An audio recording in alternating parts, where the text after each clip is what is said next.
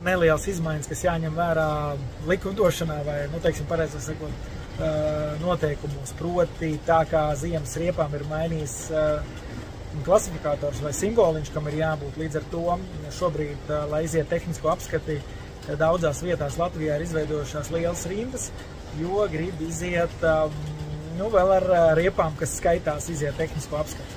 Tagad sludinājuma ievietošana ZIP ir bez maksas. Pamēģini! Portālā ZIP LV. Gudri sludinājumi. Ņemam to vērā un mašīnīt stāv pat pēc darba laika.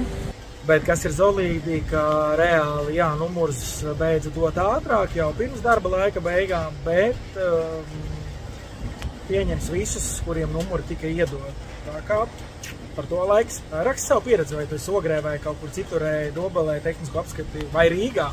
Rīgā, kad es šodien braucu garām, nebija tik liels rindas. Man liekas, tur vienmēr vienkārši tas, kas bija šodien, bet varbūt arī ir kaut kas vairāk. Portāls iauto.lv piedāvā